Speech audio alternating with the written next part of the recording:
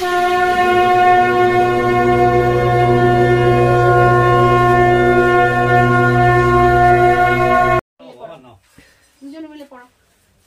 দেখছেন যে জগন্নাথ ধাম থেকে সবাই এসছেন।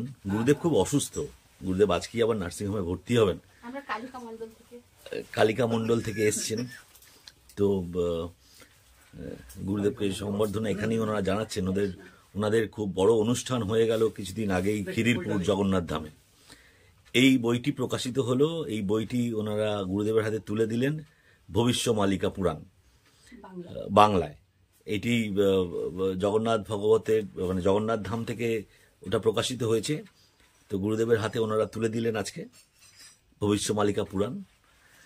তো দিদি কিছু বলুন, আপনি এসছেন গুরুদেবের কাছে এতদিন পরে। ভবিষ্যমালিকা পুরাণ যেটা সেটা 600 বছরের পুরনো অরিজিনাল যে পঞ্চসখার লেখা। ওর মধ্যে অচ্যুতানন্দ প্রধান, অচ্যুতানন্দ দাস, জগন্নাথ দাস, বলরাম দাস, শিশু অনন্ত দাস আর যশবন্ত দাস, এই ছিলেন 5 জন চৈতন্য দেবের শিষ্য। আর ওনারা 5 বার মানে যখনই আসেন ভগবান ওনাদের সখা রূপে আসেন, এই পঞ্চসখা। তো যখন চৈতন্য দেব এসেছিলেন তখন উড়িষ্যাতে উনি যখন গেছেন তখন ওনার সবাই দীক্ষিত হয়েছিলেন, শুধুমাত্র জগন্নাথ দাস ছাড়া। কারণ জগন্নাথ দাস রাধার হাসি থেকে উৎপন্ন, সেই জন্য তিনি দীক্ষা নেননি ওনার কাছ থেকে, কিন্তু ভক্ত ছিলেন। আর ওনারা লিখেছেন ভবিষ্যমালিকা। আর তার মধ্যে অচ্যুতানন্দ দাস লিখেছেন 1,85,000 গ্রন্থ। সেই 1,85,000 গ্রন্থ সবই ব্রহ্মবাণী। একটা মানুষের জীবনে 1,85,000 গ্রন্থ লেখা সম্ভব না। এবং উনি অচ্যুতানন্দ দাস বলেছেন যে পৃথিবী 2 টুকরো হয়ে যাবে, সূর্য পূবের থেকে পশ্চিমে উদিত হবে, কিন্তু এই ব্রহ্মবাণী কখনো মিথ্যা হবে না। কমল পর্বতের উপরে ফুটবে, মানে পদ্ম ফুল, হ্যাঁ, কিন্তু ভবিষ্য পুরাণের কথা মিথ্যা হবে না। এটা ব্রহ্মবাণী। হয়তো তিথি তারিখ হয়তো প্রভু চেঞ্জ করতে পারেন জন্মে, তো সেটা আগে পিছে হবে, কিন্তু ভুল হবে না। আর এই পর্যন্ত যা যা ঘটনা ঘটেছে সবই ঘটনা আজ পর্যন্ত ঘটে গেছে।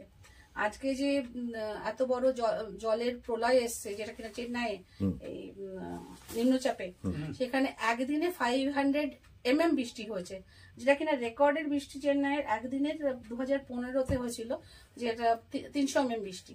আর এই এখানে সেটা 500 mm বৃষ্টি হয়ে গেল। এবং এখানে বলা হয়েছে যে ভবিষ্যমালিকাতে যে জঙ্গলি জানোয়াররা আমাদের বস্তিতে চলে আসবে, যেখানে লোকাল লোকেরা বাস করছে, কুমির চলে এসছে। এবং কদিন আগে দিল্লিতে সৈনিক ফার্ম আছে, ওখানে চিতাবাঘ পাওয়া গেছে, মানে নজরে এসে, সেটার ফুটেজও আমাদের কাছে আছে। তো এবার হচ্ছে যে তার মানে কি এই জঙ্গলি জানোয়াররা অলরেডি ঢোকা শুরু করেছে আমাদের এরিয়াতে। তো সব কথাই প্রমাণিত হতে যাচ্ছে। এবং আগে গিয়ে যে পরিস্থিতি হতে যাচ্ছে, যে জায়গায় জায়গায় এখন যে বলা হয়েছে যে ভগবান দেবীদের দিয়ে সমস্ত কাজ করাবেন, চণ্ডী, চামুন্ডা, 64 যোগিনী, নবকোটি কাত্যায়নী, 64 যোগিনী জেগে রয়েছে, জাগবে। এই যে হোমটা হলো, এই সময় 64 যোগিনী জেগেছেন এবং এদের প্রলয় নৃত্য মানুষ দেখবে, কিছুদিন বাদে দেখবে প্রলয় নৃত্য কি, মানে হুঙ্কার এদের, মানে হৃৎপিণ্ড বন্ধ হয়ে যাবে। 64 যোগিনী যখন চিৎকার করবে, তাদের খাবার চাই, তাদের রক্ত চাই, মাংস চাই, এই ঘটনাগুলো ঘটবে। মা দুর্গা যখন মহিষাসুরের সঙ্গে যুদ্ধ করেছিলেন, এই 64 যোগিনী সাথ দিয়েছিলেন। এবং এরা হিমালয়ের আনাচে কানাচে পর্বতের মতো ওরা থাকে, ওরা জেগে উঠেছে। এবং ওরা এখন 24-এ মনুষ্য নিধন করবেন, ঠিক আছে না? এটাই মনুষ্য নিধন করবেন, এটাই বলা হয়েছে ভবিষ্যমালিকা। এই কথাই বলা হয়েছে যে 24 সালে 24-25 2 বছর তো ভালো নয় বলেই দিয়েছে। তো এখন হচ্ছে মনুষ্য সংহার হবে এবং কলি জন্মাবেন 24-এ। সে এক ভয়ঙ্কর ব্যাপার। কলি যখন জন্মাবে সে এক আরেক ভয়ঙ্কর ব্যাপার। এখন মানে একটাই চলবে, মানুষ মারার যোগ্য এখন শুরু হয়ে গেছে, মানুষ মারার যোগ্য শুরু হয়ে গেছে। এবং তোমরা দেখতেই পাচ্ছ মানে চায়না থেকে একটা ভাইরাস এসে গেছে, অলরেডি 7-8টা বাচ্চা এফেক্টেড। মানে এটা অন্য কিছু না, এটা হচ্ছে নিউমোনিয়া হয়ে যাবে, নিউমোনিয়া হয় মানুষ মারা যাবে, এইটাই। মানে ট্রিটমেন্ট করার টাইম পাবে না, এইটা হচ্ছে ব্যাপার। তো যাই হোক, সেটা আমাদের বিজ্ঞানীরা চেষ্টা করছেন, ডাক্তাররা চেষ্টা করছেন কিভাবে এটাকে নিরোধ করা যায়, রোধ করা যায় এটাকে। আর আমরা বলছি তোমরা শ্রী মাধবের নাম ডাক করো, আর দরকার হলে মহামৃত্যুঞ্জয় যজ্ঞ করো, বাড়ি বাড়ি মহামৃত্যুঞ্জয় যজ্ঞ করো, শ্রী মাধবের নাম করো, যদি এই মানে মৃত্যু থেকে বাঁচতে চাও। এই মৃত্যু হবে ভয়ঙ্কর মৃত্যু, তোমরা জানো না এই মৃত্যু ভয়ঙ্কর মৃত্যু হবে। আমরা জানি তো ভবিষ্যৎবাণীকার একটা কথা মিথ্যে হবার নয়, তো ভয় দেখানোর ব্যাপার নেই। নরসংঘাত শুরু হয়ে গেছে, নরসংঘাত শুরু হয়ে গেছে, এবং বিভিন্ন জায়গা থেকে আমাকে ফোন আসছে যে আমাদের এখানে অল্প বয়সী ছেলেরা মারা যাচ্ছে প্রচুর। ক্যানিং থেকে আমার কাছে ফোন এলো, বাবা আমাদের এখানে অল্প বয়সে বহু ছেলে মারা গেছে।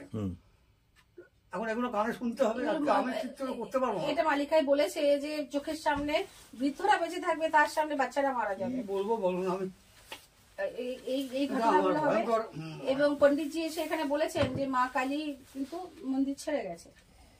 যখন এসেছিলেন কথা বলেছেন, এত অত্যাচার থাকবে কেন বলুন তো। আর সবার আগে বড় কথা হচ্ছে যে আমাদেরকে শাকাহারী হতে হবে, আমাদেরকে 3 সন্ধ্যা করতে হবে, ত্রিসন্ধ্যা ভাগবত পাঠ। মানুষ ঘুমাচ্ছে, কিন্তু যারা এই ঘুমাচ্ছে এখন জেগে নেই কিন্তু মানুষ। হ্যাঁ, যারা এই ত্রিসন্ধ্যা আর পুরো এখন এগুলো বলছে এগুলো ভাঁওতা, এসব ভাঁওতা। আমি যতক্ষণ না নিজের পায়ের তলা মাটি সরে যাবে তখন তারা কান্নাকাটি করবে আমরা ভুল করেছি। হ্যাঁ হ্যাঁ, সেটা আরো পরে তখন আর সময় থাকবে না। এটা বলা হয়েছে যে ভবিষ্যৎবাণীতে যে যারা মাধব নাম করবে, ত্রিসন্ধ্যা করবে, ভাগবত পাঠ করবে, এটা আমাদের যেটা ধারা, মাধবীয় ধারা, সেখানে বলা হচ্ছে যে এই ধারাকে যারা ফলো করবে তাদের যে সুনামি আসুক যাই আসুক ভগবান তাদেরকে রক্ষা করবে। সুনামি আসলে সব জায়গায় জল ঢুকবে, ভক্তের ঘরে জল ঢুকবে না, ভগবান ভক্তের ঘরটাকে উপরে তুলে নেবে। পরিত্রাণায় সাধূনাং বিনাশায় দুষ্কৃতম ধর্ম সংস্থাপনাথায় সম্ভবামি যুগে যুগে। এটা তারই কথা, মুখে বাণী, মিথ্যা হবার নয়। তিনি রক্ষা করবেন তাদেরই যারা সৎ ব্যক্তি। তিনি তো আবির্ভূত হয়ে গেছেন, ভক্তদের সেটা আর আমি বলবো না, আমি তো দেখিনি। ভক্তরা সেটা করতে পারবো না, আমি তো এখনো দেখিনি। তবে মন বলছে যেন একটা কিছু হয়ে গেছে, একটা কিছু ঘটে গেছে। যারা সাধু সন্ত যারা আছে তারা প্রথমেই বুঝতে পারবে যে হ্যাঁ প্রভু এসে গেছেন, এটা জানবে। আর আমরা তো সত্যি কথা বলে কিছু মনে করবেন না, আমরা কিন্তু ওই জন্য ওয়েট করছি। আমাদের মতো লোক ওই জন্য ওয়েট করছে। আমরা তো বিধ্বস্ত হয়ে গেছি, শরীর একদম ছেড়ে দিয়েছে। এত লোকের কাজ করেছি, পাপটা যাবে কোথায় বলুন? আমাকে তো নিতে হবে পাপটা। হাজার হাজার লোক দেখি, তাদের উপকার করি, তার পরিণাম তো এইটাই। পাপটা নেবে কে? আমাকে নিতে হয়েছে, আর তার ফল ভুগছি। মাধব নাম করুন, বাবা রাম হরে কৃষ্ণ হরে, রাম হরে কৃষ্ণ হরে, রাম হরে কৃষ্ণ হরে, অনন্ত মাধব হরে। বাবা শোনো বাবা, এটা হচ্ছে বলবে না, আমার বাবা অন্ধ ভক্ত ছিলেন, মাধবের অন্ধ ভক্ত ছিলেন। কৃষ্ণ নাম ছাড়া তিনি বুঝতেন না, ভাতও খেতেন না।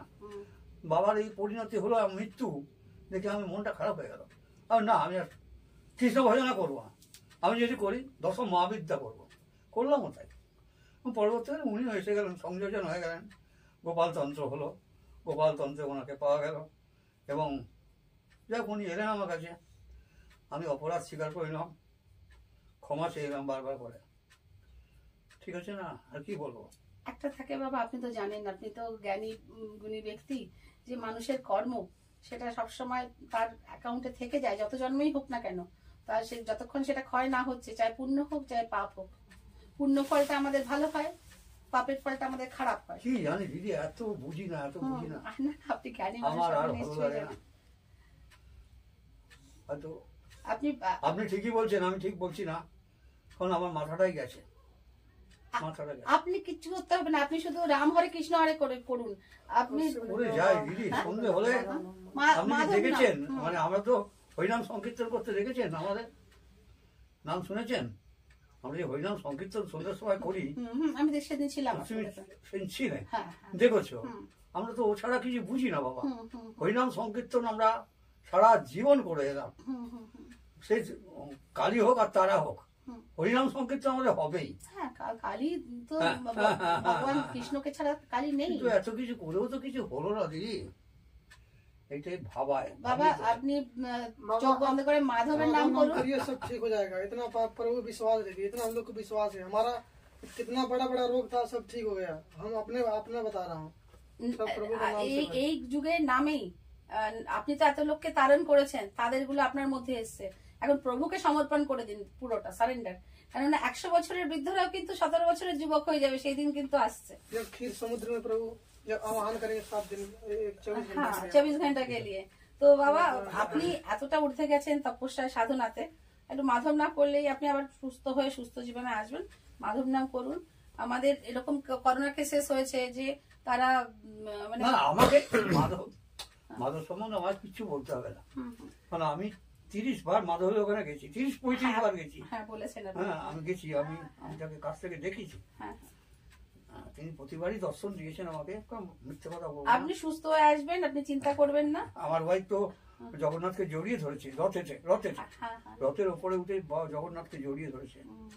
হয়েছে, সবকিছু হয়েছে দিদি, সবই হয়েছে, ঠিকই আছে দিদি। আর এই আপনি চিন্তা করবেন না, আপনি সুস্থ হয়ে আসবেন।